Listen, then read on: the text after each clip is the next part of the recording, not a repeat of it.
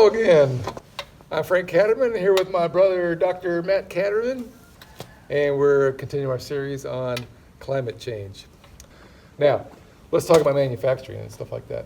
Okay, here in our country, we always say, oh, oil and gas is evil, and blah, blah, blah. Even though everything we look around, plastics, all made out of oil and gas, right? So, but still, okay, let's not demonize certain sectors of the economy. Let's try and help.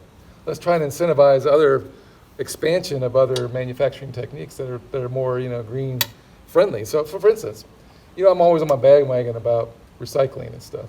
So here's one that really bugs me. So if the government wants to pass a bill to put some funding into something that would help with us getting to net zero at some point, okay, why aren't we doing a big, robust recycling program, okay, to recycle some of these things?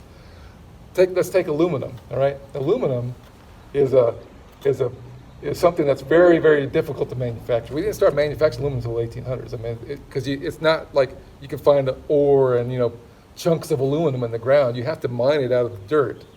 And then you dump all this dirt into a process where it extracts the aluminum, turns it into slurry, and with high amounts of heat, causing a lot, you need a lot of energy to produce this. And then you are able to pull out the aluminum at that point. So it takes so much energy to make aluminum that most aluminum plants, manufacturing plants, have their own coal-burning power plants just to produce enough energy to manufacture aluminum, all right? And so this goes on, and not only are you digging up the ground, and by digging up the ground, you got a lot of carbon emissions just doing that, right? So plus you're burning all this coal, plus you're doing all these processes that take so much amount of energy. So aluminum to me is and then they were saying this is when I say they, this is one of the manufacturers saying, well, by recycling aluminum, you save 95% of the energy it would take to produce that aluminum. Okay, so just by recycling the metals, you're going to save, you're going to reduce it by quite a bit. Okay, now whether that's true or not, and 95, if it's 90, is 80, I really don't know. Okay, but that's just the number that was thrown out there by one of the manufacturers. And so, if that's true, why aren't we getting a incentivized plan from the government to cause more and more of this recycling, not only of aluminum but everything else, right? So,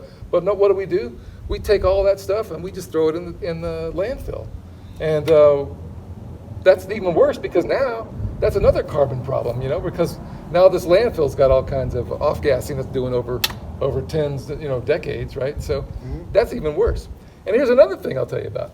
And so, I won't say what company I got because you got the same trash company I do, but one day, about 3 or 4 years ago, they decided to raise their recycling rates to the same amount of collection that would be trash service. And I call them and say, hey, why'd you raise my recycling, the cost for my recycling bill? And they said, well, because we don't sell it to anybody, we just throw them in the landfill. So it's like trash for us. And they're still doing that today. And so to me, it's not cost effective for our company that does our trash to recycle. It's just not cost effective for them, so they don't do it.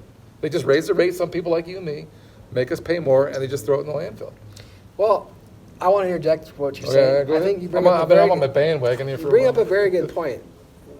If the United States and European countries or other ones are expected to provide the technology that allows other countries to reduce their emissions, we need to establish those policies and show the way a little bit. Yeah, we need to establish those policies first, and that will involve like incentives from the government probably to help us do that, so it's cost effective.